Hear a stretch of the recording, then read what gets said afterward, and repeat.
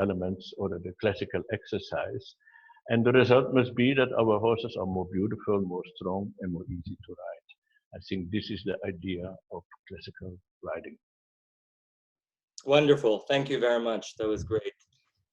Charlotte, I didn't ask you that you'd be speaking on this, but because I think it's a subject that we're all passionate about, can I ask you, is there anything that you would like to add on this, in your personal point of view, or anything about? Yeah.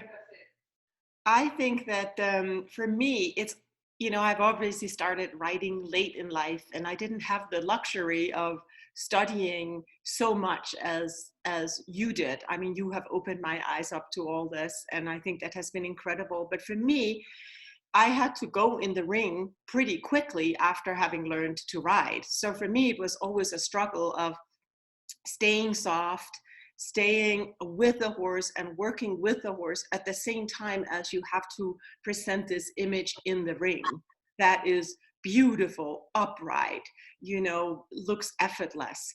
And I think that's for most of us that's out there really riding in the ring and having to go in the ring. And that's always a struggle, because you know that you need to remain soft and beautiful and ride with the horse, but you also have the judges looking at you, and you have to be beautiful and upright and everything. And sometimes those things are actually a little bit in conflict with each other. So for me, it's, you know, I just have a little bit of a different, I'm still learning to such a large extent what I need to be doing to really stay with the horse and at the same time be beautiful. Well, thank you. That was a wonderful explanation on your experience with that. And I have to say, in the brief time that I got to spend with you and see you work with your horses, it was beautiful, not only just the seat and how you ride, but also your relationship. So I think that really comes across in your riding. And of course, that's a big part of the classical seat.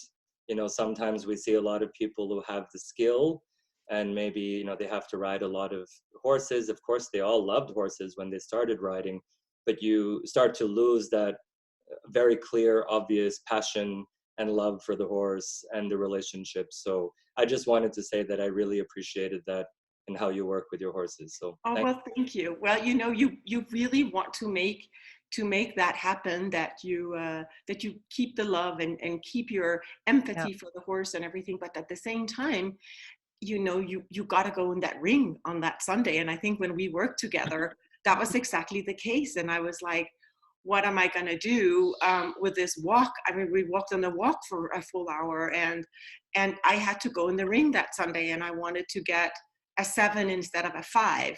And we made it happen. But, you know, you have to make that happen at the same time as you keep your horse happy. And sometimes that's very difficult to do, or at least it's a challenge all the time. Yes, and I'll just add one more thing as well, because thank you for, we did a little, you know, we played with some ideas with some Feldenkrais, which we'll talk later. Charlotte was open-minded enough to try that a few days before going into a big CDI with her horse, and open-minded enough to try things and try something new without this feeling that, oh, I'm going to lose what I have.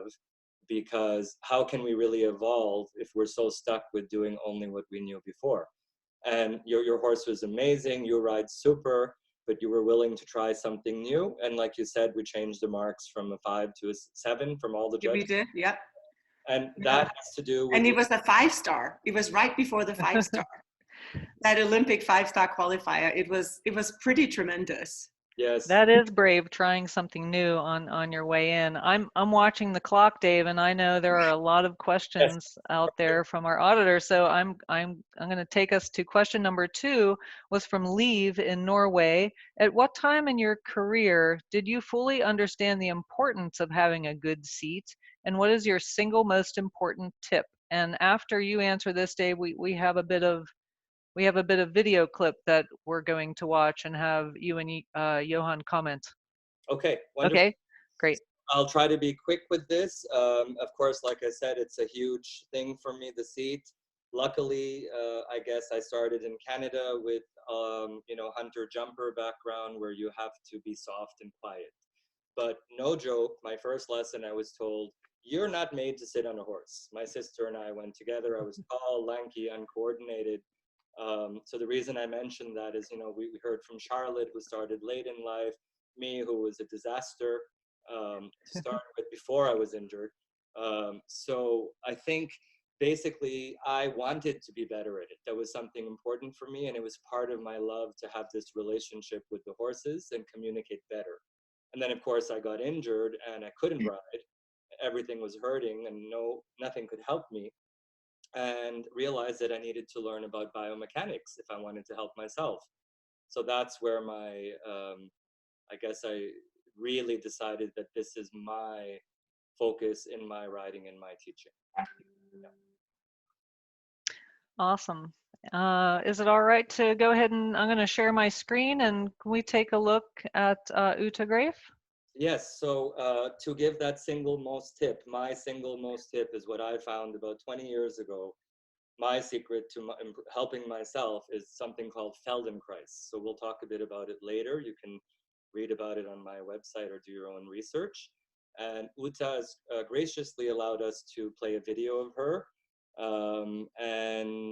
The reason I asked her, because she has a wonderful seat, but of course, in my discussions with her, she actually works with a Feldenkrais practitioner once weekly in Germany. Okay, here comes Uta.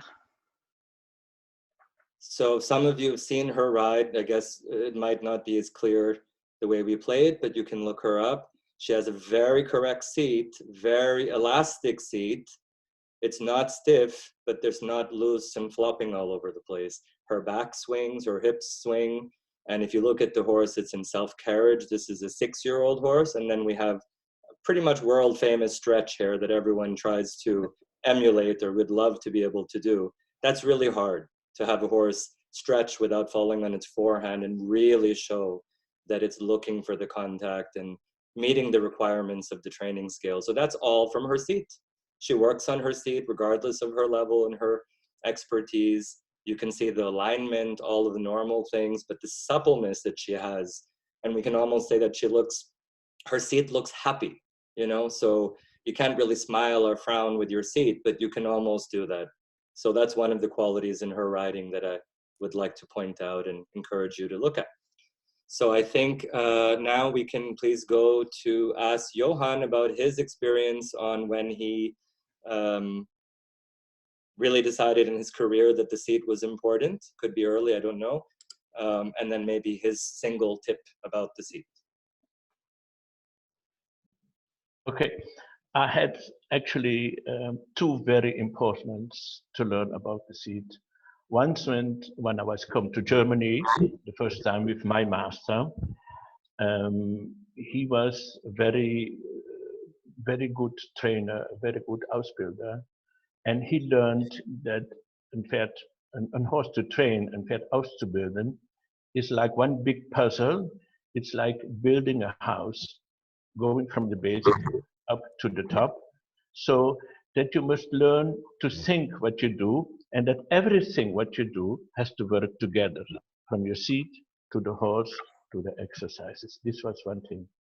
And then another very important thing is I worked with two people of the Spanish riding school of Vienna, and these people really teach me so strong to be so precise with my seat to the biomechanic of the horse, that it's really you have to be adapted to the movement of the horse with your seat to be very, very, very balanced. They learned it's not like sitting, it's not like standing in the saddle, it's in between sitting and standing. They learned me that you have to be very different on the left side than on the right side to get the horse clearly banded and flexed and not to pull with the reins. These are for me my two most important moments about learning that the seat is one of the important things, basic elements in our riding. To what you asked too, what we can do to work on our seat is what you already thought about Uta. Of course, this was a beautiful seat, very straight, very big, very long, with everything. You see the horse is really moving very nice. And we have to take care, like you do with your Feldenkrais. We do some kind of training, some physical trainings to be fit. We do a lot of coordinative trainings to be very strong with our aids, or very clear with our aids, and being very coordinated. Excellent. Thank you very much. Great. And I have some German FN videos to share from Johan. And I know that Uta Graef still gets on the lunge line weekly. Mm-hmm. Oops, Yes, sorry. the Off FN, to the next one. Here we go. Yep. Doesn't know it's the federation in Germany. So Johan, if you wanted to maybe comment about this FN video. Okay, here again a little bit the same, like with Uta. Again, she is very straight on the horse, long lines. She can sit very relaxed in the movement and still deep. She has a very nice positive tension, and she feels, seeing into the movement, she can make the movement. She gives the horse the impulsion to move from behind to the front. So very nice riding again.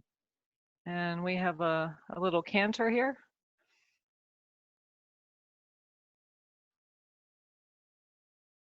Yeah, so if I can add something. Yes, yes. With her back. Okay. Go ahead. Yeah. No, you tell you what to talk. So again, here for me, she's nice into the movement. She can be maybe a little bit more quiet. What is the shoulder and the head, to be more flexible out of the hip. But the rest, the legs are beautiful. She's not disturbing with the hand. She's not disturbing even with the upper body. So this is nice riding, huh? Perfect. Nice. Thank you. Great. Okay. And then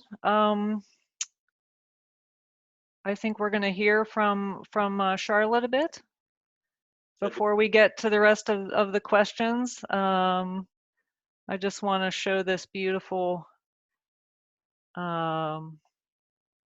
picture of you, Charlotte, with Nintendo. Is that Nintendo? That's Nintendo, yes. Beautiful picture. And where are you there? I think I am. I think I'm in Florida. I'm in Florida. It was probably, oh yeah, it was this season in Florida. It was probably at the 5-star that I just did for the Olympic qualifiers. Nice. All right. Well, I wanted everyone to see that beautiful picture, and I think you're going to talk about positive mental attitude and how you've gotten to this stage, having started riding at the age of 35. Yeah. Well, I think a lot of people start limiting themselves just because they think it's so difficult to sit on a horse, and it is very difficult. But what I have learned is that it's really difficult for everybody, whether you are 35 or 25 or whatever age you are. So I think you have to just put yourself in the mindset of I can do it. And what I have done a lot, because I didn't have the luxury of a lot of time, and I wanted to show at a high level pretty much right away, which was crazy, but I did. And so I learned by watching other people. And still when I go in the ring, it's like learning to walk. Your parents are not going to tell you, oh, lift your right foot up, then lift your left out, bend your toes. You can learn a lot from you learn walking from watching other people walk. And the same with the riding. You can watch and then you can put yourself in those shoes. And a lot of times when I get really, really scared in front of a big qualifier or a CDI, and I've done Nations Cup all over the world, and I have, I've been, when I first started going to Europe, I've warmed up with Edvard Gall that I'd only read about ever. So it was the most out of body crazy experience for me. So then I just had to imagine, because I would go into complete panic.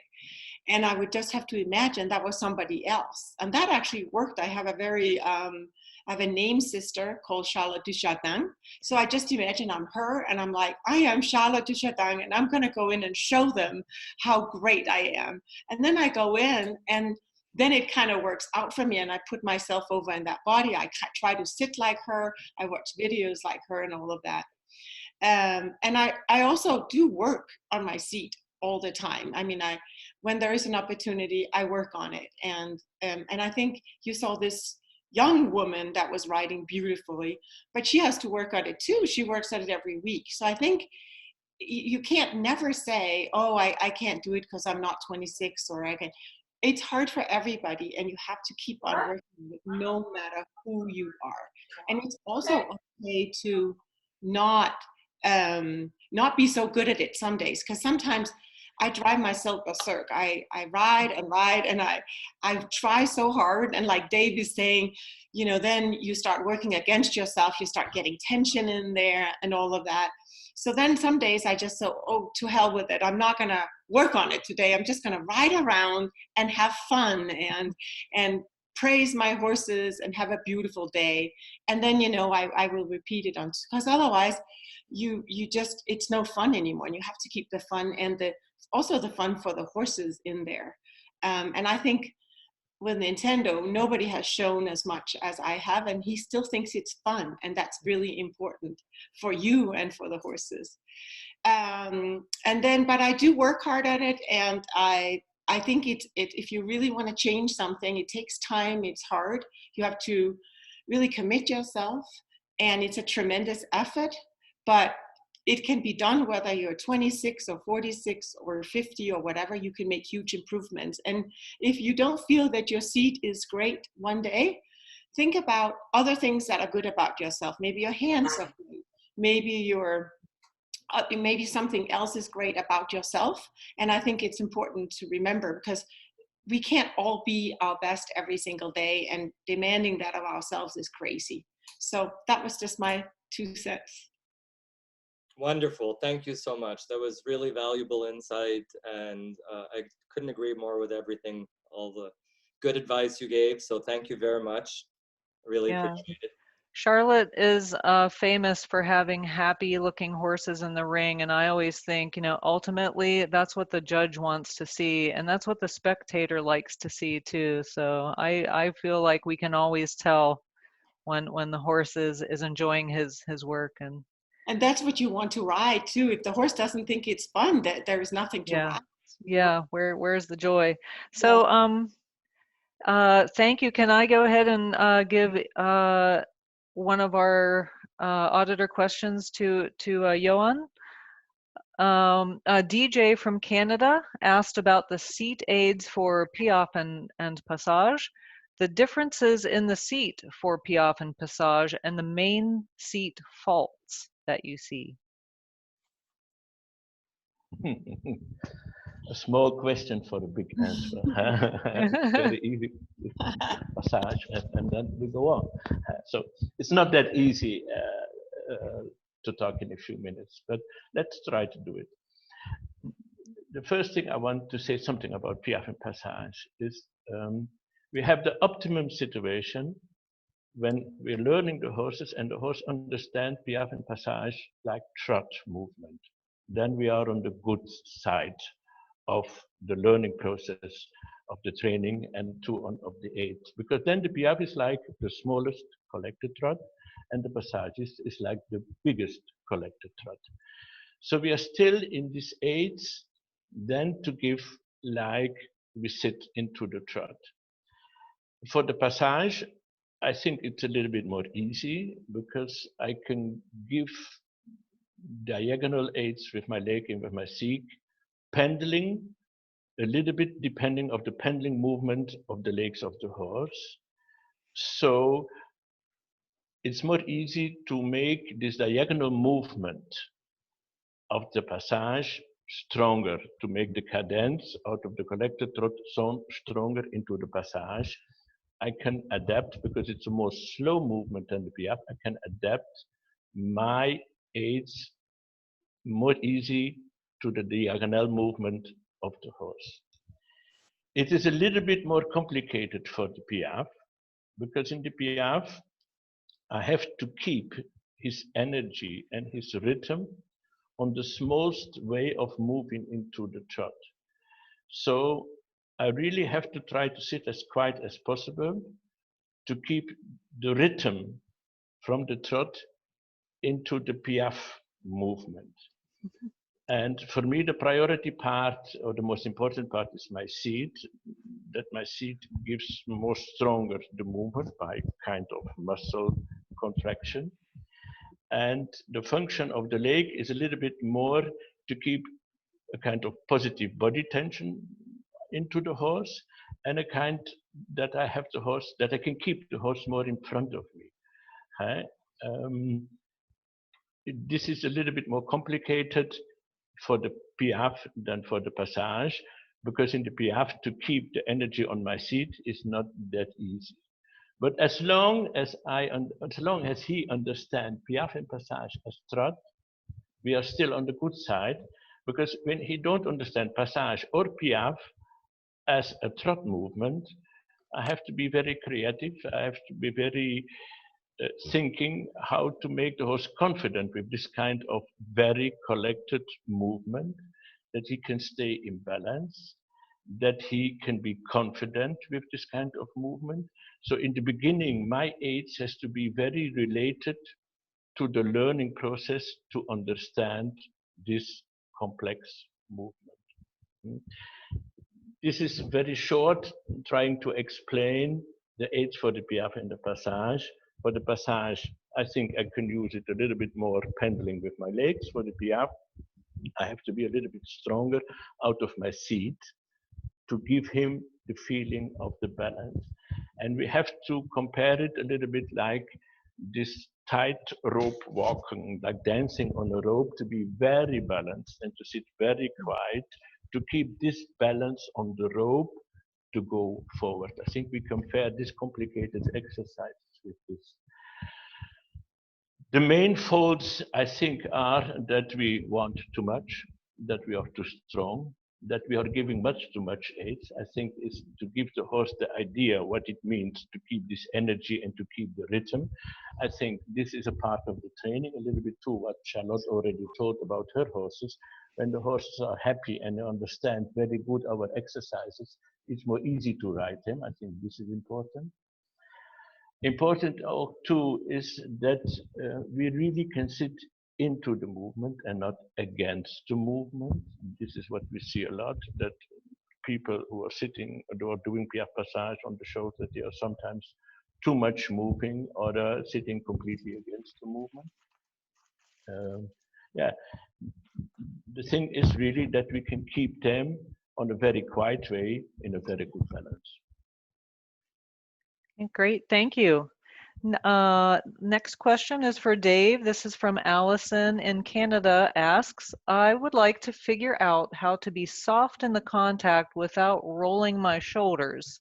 How to sit up without tightening my lower back. I can be elastic in the elbows, but when I feel best, my shoulders are rounded, and when I keep my shoulders square, I feel tight in my lower back and somewhat rigid.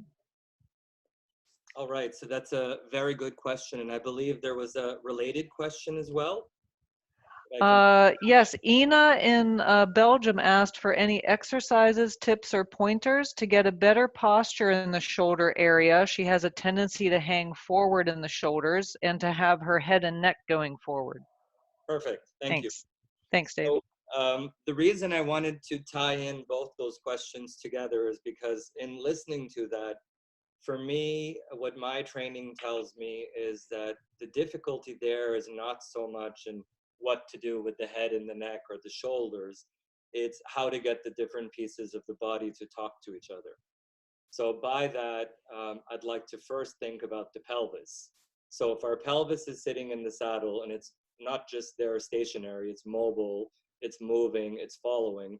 So as the hips move, the lower back moves, the pelvis itself is moving, the thighs are moving. All of that has to go somewhere. It doesn't just do nothing. So it goes through the spine. And it has to make its way all the way to the head. So if the head and the pelvis are talking to each other, or they know where each other are, the concept there is that, you know, people don't know where their head is in space. They tend to hang their head forward. Is it because of flexing and sitting at the computer a lot, or, you know, the eyes are down, or whatever it is? But telling that person to put their head up or their shoulders back, it's just going to result in stiffness. So that's where, for example, she asked about, you know, how can she do this without stiffening her back? Because now she's mentally trying to do something forceful where her body doesn't want to. So the concept here is the nervous system never wants to do or go back to something voluntarily that's uncomfortable. And that's the same for our horses. So when we train them, if it's forceful, they don't get better with that. So a very quick explanation of how this can work, other than getting through the movement classes that we would do, or other awareness. You could stand against the wall, you could do Tai Chi, you could do yoga, you know, anything to get the head and the pelvis talking to each other. So what's in between, and how can they be stacked or move together in space in an easy way? So we're not locking ourselves, it's all about fluid movement, but they need to be informed. The head needs to be informed of where the pelvis is, and the pelvis needs to be informed of where the head is. And that just sort of runs autopilot in the background. So that would solve that problem very easily. And then again, about the arms coming backwards or going forward. So by putting your arms forward, what ends up happening is we go into flexion mode, and it has some deeper meanings to our systems of, you know, not some good things. We'll talk about that later. But basically, our horses can tell when we feel well or when we feel nervous, and whether the nervousness is about something's about to chase us or what have you, it's still there. The horse knows this immediately. So that means a lot. So like Johan said, small question, big answer. I could go on about this subject a lot, about how closing could cause something else. Now about the shoulders and the arms. One thing that people tend to have is an issue in their, quote, self-image, meaning the map of their body. A lot of people think their arm, the bony connection, is at the shoulder joint, where in fact it's at the collarbone, which allows us to have that bird-like movement. And if any of you try that at home, some kind of movement, just to make it clear, and now your map is different, you're operating already from a different place, and your shoulder blades will move and glide and slide over your ribs, instead of the unfortunate misunderstanding of put your shoulder blades down and back and elbows to your sides. And now you can't breathe, and you're locked, and your back is stiff, and you can't swing with your back. So the breathing, of course, has to do with if the shoulder blade is locked, now you only can breathe up through here. So this inflated chest idea happens to go with that. And people get tired and they let go, and then they go back to another way that they can cope. So important to allow yourselves to cope with what makes you comfortable. Everyone is unique, and to better understand what it is that you do. So in a situation like this, someone who has that capacity, you know, the ability to want to always be there. And the reason I say ability, it's not a fault, it's not a problem. It's just, okay, that's what I do. Become aware of it and do more of it. Do it well. Try different variations of it. Hang your head more. Notice what happens to the sternum, what happens to the ribs, what happens to the pelvis. Even try riding like that. You can sit in a chair in various heights. So right now I have these types of things under me because I'm very tall. I'm 6'4", and if I remove them, immediately I'm sitting into a hole, and I'm going to have my head hanging forward. And, you know, so like Johan said, the seat is not sitting, it's not standing. It's the middle, it's a variation of both. But basically we need to be able to, I'm not saying that I need to sit well, but I also don't want to make myself uncomfortable and have my thighs all the way up and sit into a hole. So make yourself comfortable, and then explore, try putting your spine backwards. Think if you had a wither, if you went backwards with one vertebrae at a time, how would that be? So therefore, you would learn how to do the opposite. Bring those vertebrae forward, move your pelvis forward, and then find that alignment and that chain that goes together with the pelvis and the head talking to each other. So that's it. Thank you. Thank you, Dave. Next question for Johan is from Amy. Amy from Norway would like to know about the seat and weight aids for leg yield, half pass, and shoulder in. And Lisbeth from the USA also asked about the most common rider position faults in the lateral movements. What should riders strive to do to help the horse? Okay, the lateral movement. So I think we have to be clear that the meaning of the lateral movement is that we nest the horse, that we have the horse in a better straightness and collection, and that we have the horse more controlled in our outside rein. I think this is the meaning of the lateral movement, and we have to understand why we train this to understand how to give the right aids. So it is not just that I have to bend the horse around my inside leg. He needs to be with his inside and with his outside hind leg into my outside rein, because I need both hind legs to really have the horse controlled in my outside rein. The whole part of the lateral work is to have the horse better in my outside rein, so I can control tempo, rhythm, frame, flexion, bending into this outside rein, to put the whole energy into this rein. This is to the meaning, or this is the meaning of the lateral work. So important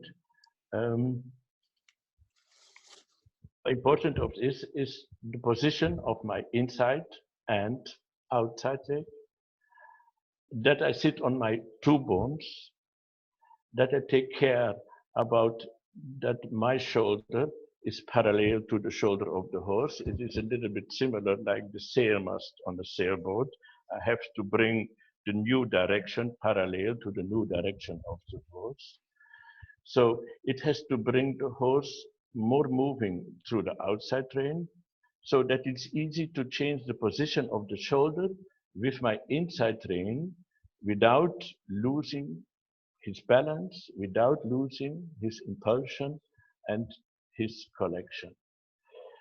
The weight, what you asked, the weight for me is not too important. The weight is only, I use only to bring the horse more in front of me, to use a kind of pressing, to have a little bit more movement, or to have a little bit more expression into the movement. Then I can use my weight more, but it's not a priority in the aids of the lateral movement.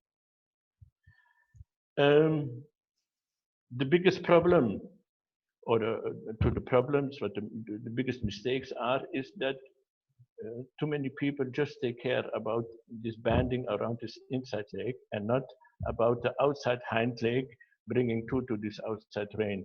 And the reason why so many horses are crooked or short in the neck is because of we don't have this outside hind leg too in this outside rein. It's really important to have the inside and the outside hind leg with us.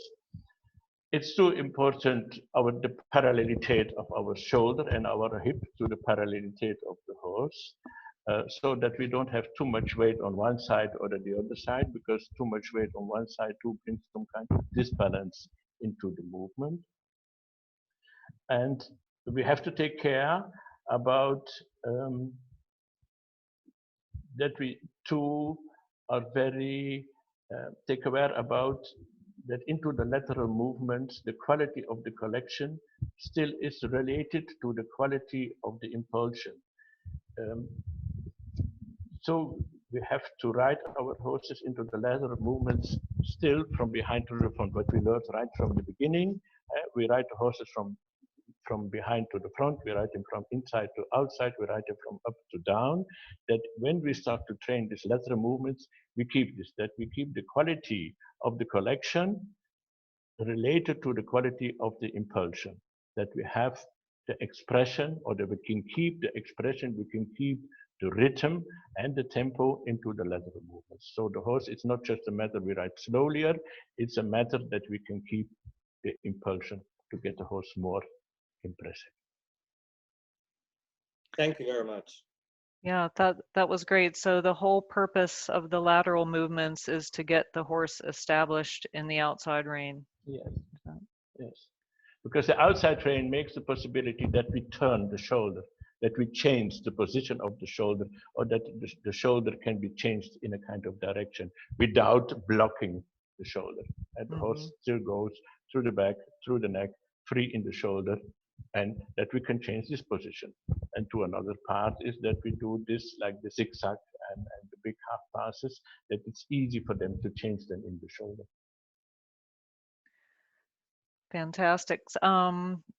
Next question is for Dave. This is from Deb from the USA, asks for help with anticipation and anxiety. And a related question from Christine in Norway. Christine says, I have spent the main part of my riding career using my seat to create a lot of go, and now I have a horse that requires a lot more woe. I would love advice on how to adjust to this change and maintain losgelassenheit when the horse gets a bit hot. Awesome. These are two very good questions and absolutely related also to the last question, which hopefully will let me be a little fast with this answer so we can get through some more of your questions. So what we talked about earlier was the flexion and the extension and what happens within our nervous systems when we go into parts of our ancestors, basically the reptile part, however you want, compare the parasympathetic or the sympathetic nervous systems. But the basic concept is our caveman ancestors, when they were not well, hide your head, you don't want something to happen, hide the throat latch, protect your internal organs, protect, the genitals. And, that's one option, which is to roll up like that. The other one is puff up and go, let's fight, and maybe roll over and offer your stomach. So, the flight, freeze, all of these options, or the fight, as I said, this has a lot to do with that question, meaning Christina's question about a hot horse, and she's been, riding a horse and asking it to go enthusiastically, a cold horse. And now she describes a hot horse that's explosive. She needs to adjust her aids to be softer, lighter, but realize that what happens in her body, how this can affect the horse's response. So if she starts to get worried and nervous about she's making a mistake and apprehensive and tight, because a lot of people go there when they want to be soft, because she was used to riding loosely and having her horse go. So that is something a lot of people struggle with. They want to be quiet and picture perfect, but they get stiff, they hold their breath. And it's not that they go like this, but you have that happening just where the hip joint is, the pelvis. There's the beginning of that. And then a lot of this talk about, the core. I won't get into that too much today. The core could mean many things, mostly the stabilizing of the spine. A lot of people think it has to do with shortening up front hair. So that's just going to add to this holding of the breath, stiffening up of the hips, eyes staring, which is all to do with I'm nervous and I want to fight or whatever. So that goes in with the first question about the anxiety. So riders that worry about, what their horses will do, whether they're nervous, it's a dangerous horse, or, what Charlotte talked about earlier about not having to be perfect all the time. So take on the body posture that has to do with ease and comfort and breathing and having fun. Again, like what we all talked about earlier. So thank you.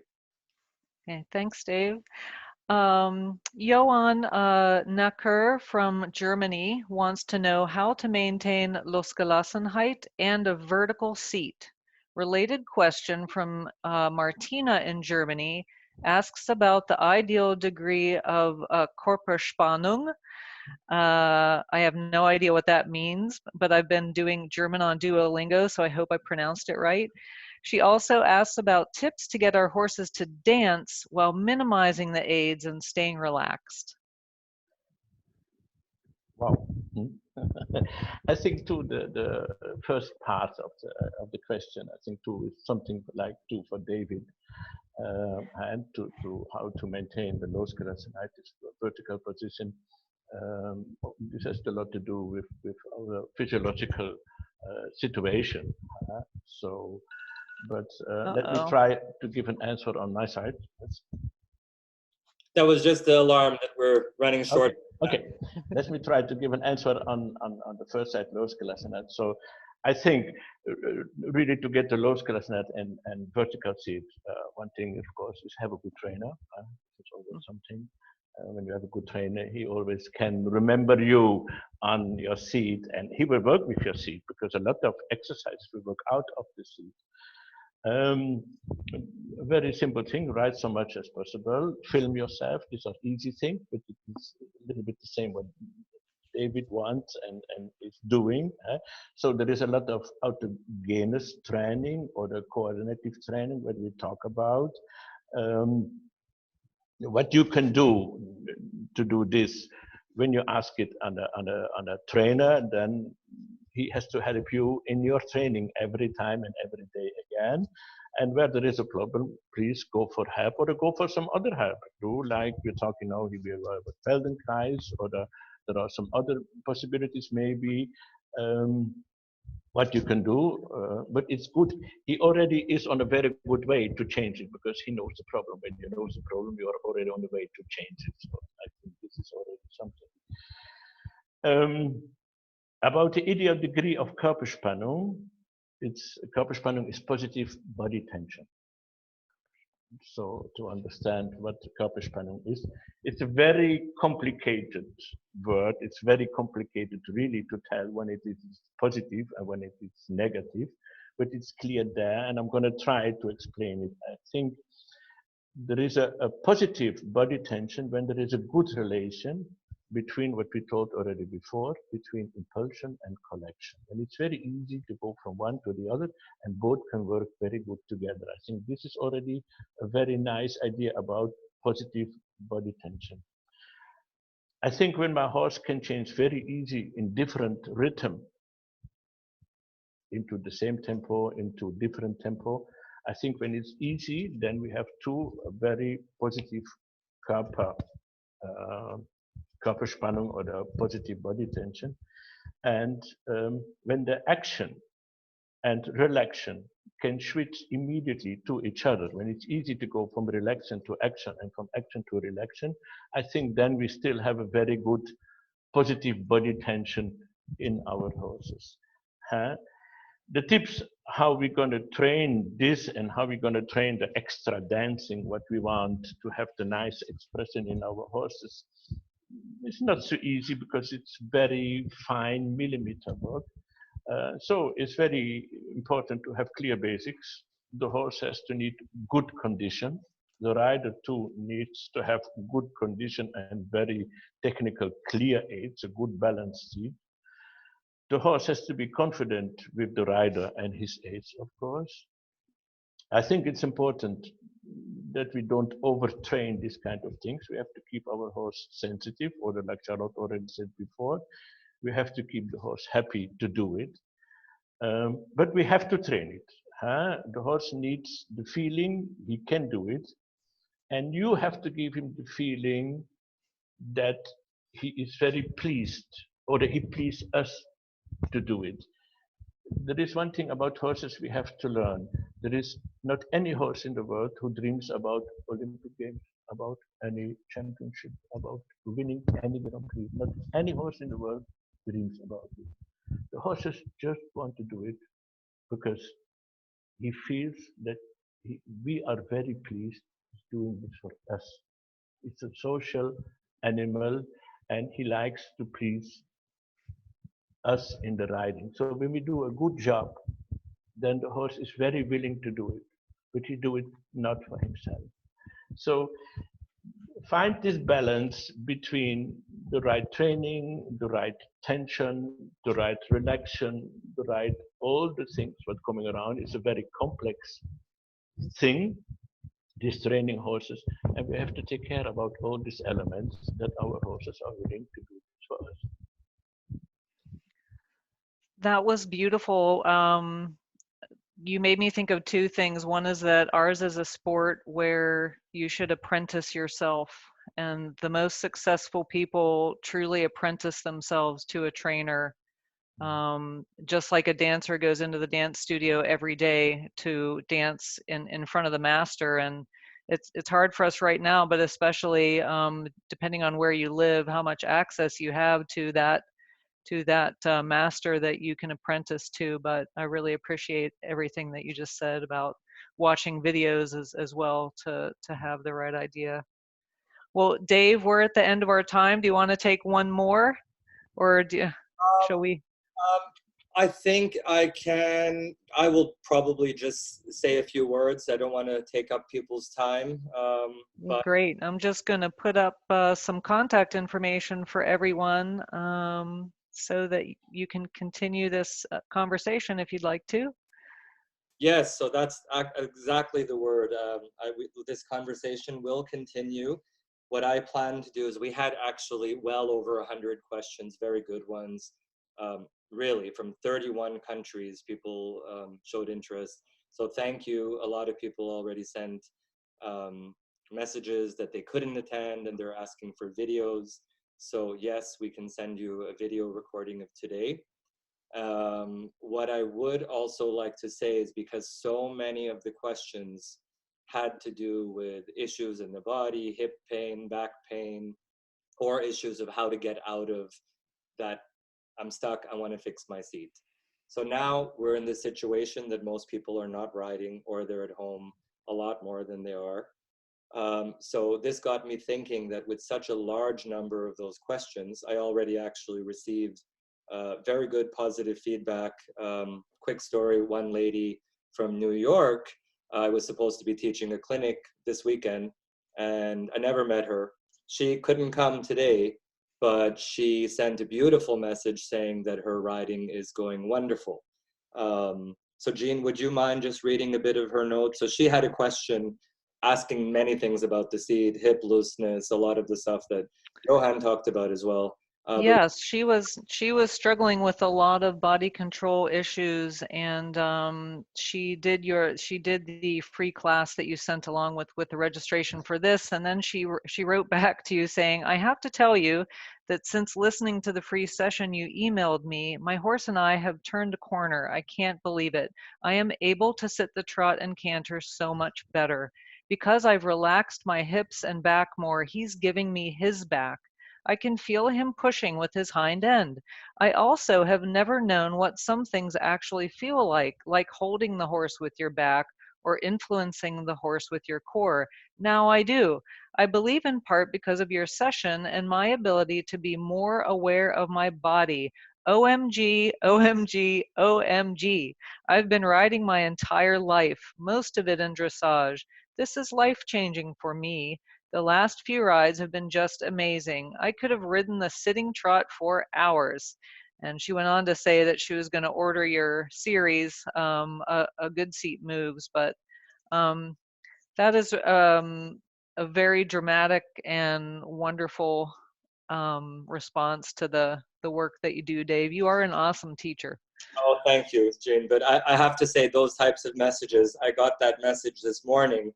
And, you know, it's beautiful here, it's sunny. I try to be grateful for things in the morning and think about that, you know, my horses, family, all these things. But, you know, getting a message like that, it really meant a lot to me that I can help people from this distance and from just a small audio clip. So all of you would have got that. I can't promise that all of you would experience something like that from that. So this is where it's a personal taste thing. So maybe it's yoga that helps you, Tai Chi. But I love Feldenkrais, and I've seen that type of transformation again and again and again. So this is why I highly recommend it. There's very good practitioners all over the world. So if you want to, when it's possible, to work with someone locally, I would suggest that. There are several practitioners who are trained specifically, or their personal interest was to work with riders. And there's many people doing very good work, again, all over the world. And because so many of your questions I could not answer in words, I would rather give you a Feldenkrais lesson. So what I've decided to do, if you keep this same Zoom link next week at the same time, you're all invited to come back if you'd like, and I'm going to give a full Feldenkrais lesson. So I think a lot of you will spend more time on the computers right now, so please have a flat chair and maybe a couple of pads, something like this. We can do a sitting lesson that ties into sitting and also into riding, so to alleviate the hips and to really make those connections. So that's the same time next week, the same link. You don't need to pre-register. And just, yeah, you can come if you'd like and be happy to do that. Otherwise, there is my online course if you want to check that out. I offer on the I offer on the whole course, there is a guarantee. So if you're interested in it, what I would suggest is try it for the week. Normally it's a 3-day guarantee where you can try it or your money is back. You can try module 1 for the week. Come next week, ask any questions you have. If you like it, super, happy to work with you, but otherwise you get to keep module 1 and you get your full refund. So that's all for that course next week. And to try the course, that's all up to you if you'd like to, but like I say, try to find something that helps you, that you like.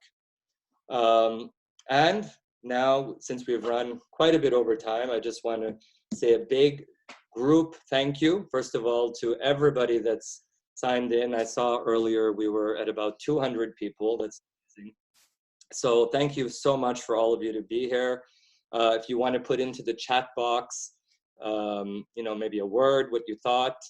We'll try to look at that later. The questions that you've asked that I didn't get to, or maybe I can ask Johan or Charlotte if they'd be willing.